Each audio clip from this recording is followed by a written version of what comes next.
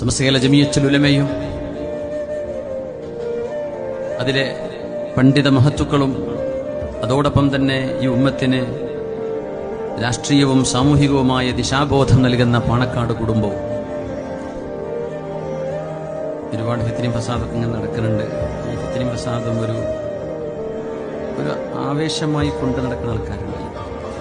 ഞാൻ പറയട്ടെ, ഒരു നിഅമത്ത് നഷ്ടപ്പെട്ടു പോകുമ്പോഴേ അതിന്റെ വിലയറിയും.